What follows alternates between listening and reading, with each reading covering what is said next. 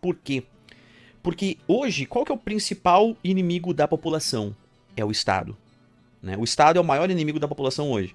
Ele rouba mais de 50% do que você produz, ele cobra impostos em tudo que você consome, depois você ganha o dinheiro, você paga imposto sobre o dinheiro que você ganhou, você paga imposto sobre tudo que você comprou, e se você transferir para alguém ou deixar esse dinheiro para alguém, paga imposto de novo. Né? Os impostos no Brasil hoje em efeito cascata são mais de 80% sobre o valor de qualquer coisa. Desafio qualquer advogado tributarista, eu desafio Bafomé a me comprovar que essa água não tem 80% de imposto. Uma garrafinha de água mineral, que eu paguei R$1,09. Eu tenho certeza que essa água tem 80% de imposto, esse Batman tem mais de 80% de imposto, essas placas de vídeo tem mais de 80% de imposto, tudo tem mais de 80% de imposto. Né? Porque já tem 50% de tudo que tu vê na CLT, né? Então já começa com 50%, é difícil não bater, né? Comida, tomate, qualquer coisa tem 80% de imposto, né, cara? Então, o que acontece hoje? Os deputados, os senadores, toda essa classe que vive de dinheiro extraído da classe produtiva da sociedade, eles sabem que se eles não aprovarem... Paulo Ariente mandou R$7,50. André, há uns meses eu fui prestar serviço para uma certa empresa do setor alimentício em Goiás, e tive contato com produtores. Em suma, o cara disse que 90% do que o agro faz é exportado. Continuo na próxima. Sim. Não, mas é isso aí mesmo. É isso aí mesmo. Então, o que eu tava falando? Porra, o que eu tava falando, cara? Peraí que eu me perdi. Peraí, o que eu tava falando mesmo? Be-Connect. Material de construção tem 116% de imposto, caraca. Então vamos lá. Então, para os deputados, para essa classe que vive de dinheiro extraído da classe produtiva, é interessante ou não que o povo tenha meios de comunicação abertos?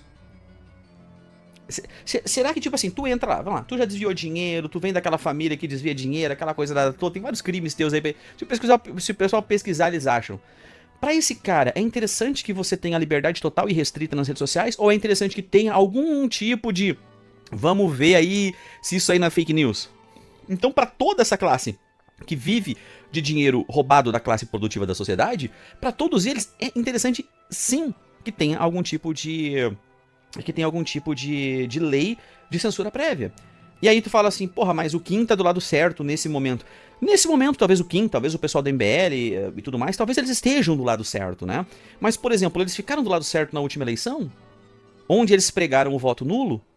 É por isso que, tipo assim, eu vejo muita coisa do MBL que tá correta, que os caras, tá ligado, que estão na luta por uma... Assim, a sinalização de virtude deles está realmente no lugar certo.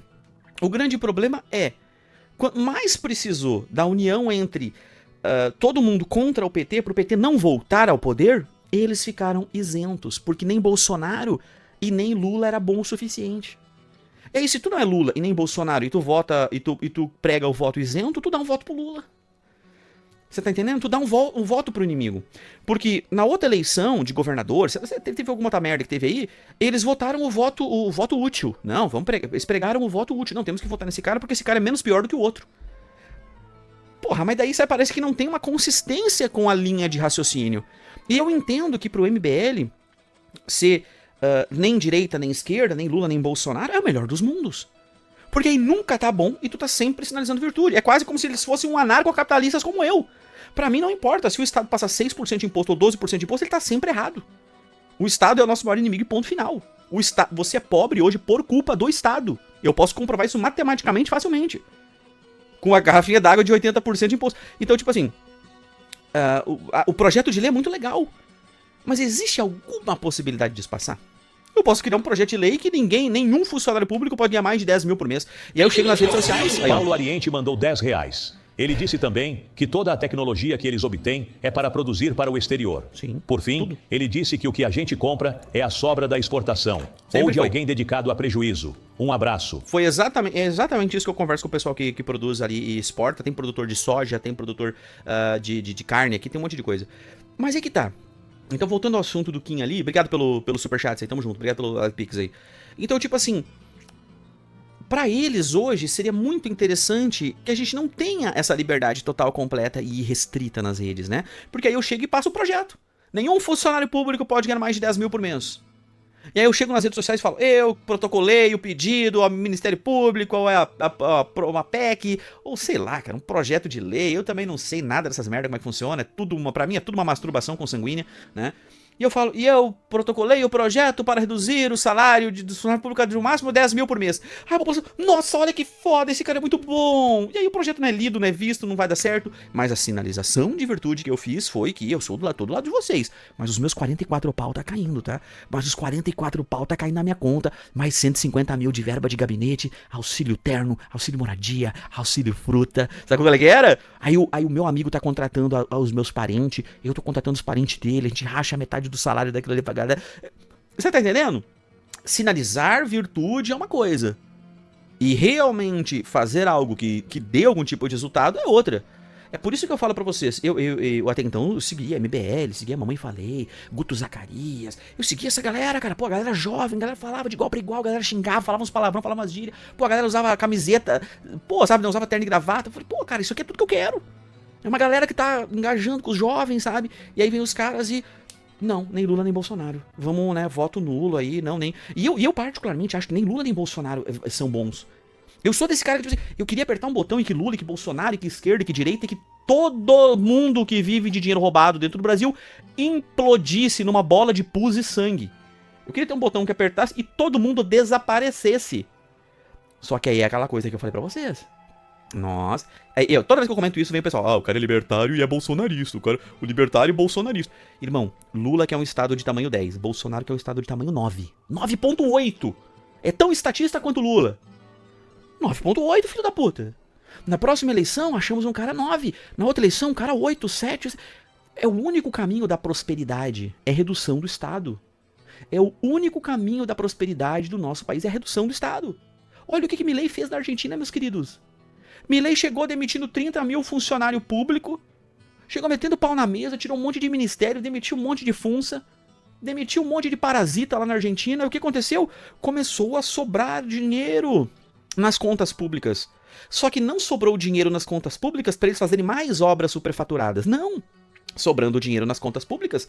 Isso que vocês têm que mudar a cabeça de vocês. Não é sobrando dinheiro nas contas públicas pro governo fazer mais obras superfaturadas. É sobrando dinheiro nas contas públicas, aquele sanduichão gostoso, sobrou isso aqui. Sobrou 100 bilhões esse ano nas contas públicas. O que os filhos da puta fazem?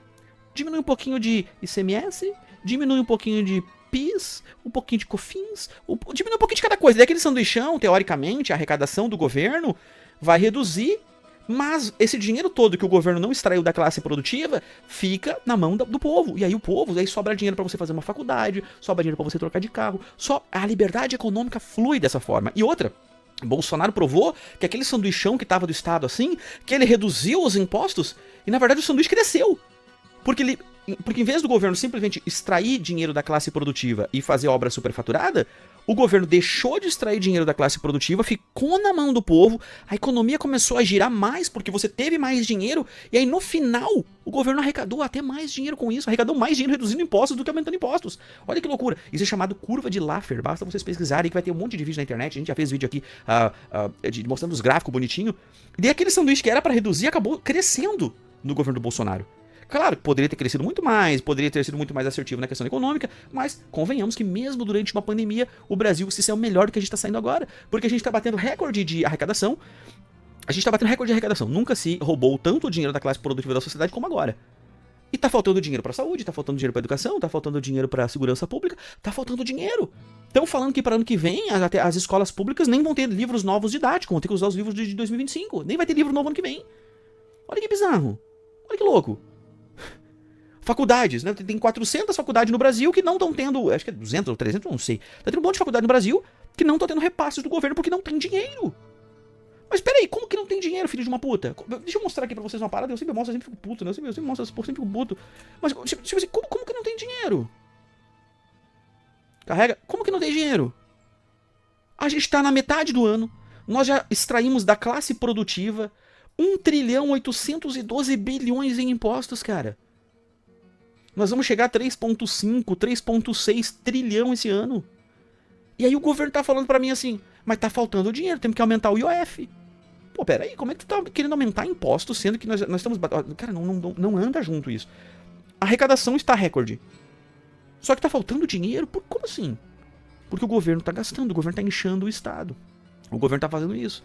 A Argentina fez isso e não deu certo. Ficou inchando o Estado, inchando o Estado, inchando o Estado, inchando o Estado. Chegou um ponto que, mesmo estuprando a população com impostos, não conseguia pagar a máquina pública. Não conseguindo pagar a máquina pública, eles ligam as impressoras de dinheiro, começam a imprimir dinheiro. Entendeu? E aí gera inflação. E aí entra aquele ciclo, é o ciclo inflacionário. Em 2023, a nossa moeda o real perdeu 15% de poder de compra perante o dólar. Ano passado, 2024, nós perdemos mais 20% de poder de compra perante o dólar. E aí o pessoal fala assim, não, mas eu não como dólar, André. Irmão, a carne do supermercado é lastreada no dólar. É cotada no dólar, a gasolina no dólar, a energia elétrica, a água, a comida. Só que o pessoal não fala isso. Você sabia que todo o trigo produzido no Brasil é vendido no mercado futuro? Você sabia? Todo o trigo, toda a carne, tudo é vendido no mercado futuro. E esse mercado futuro, ele é cotado em dólares. Se o dólar sobe, o preço do trigo, o preço de tudo que você come, tudo que você vê dentro do Brasil, aumenta o preço. Isso que eu não consigo entender, como que as pessoas não conseguem ver isso. Mas, André, eu como um alface, André, que o tiozinho aqui da esquina planta. Como é que o aumento do dólar fez com que o alface subiu? Porque teve todos os insumos agrícolas, a semente ele não tira do cu essa semente. Essa semente ele compra da China, paga em dólar. Engenheiro do Açaí mandou R$5,50.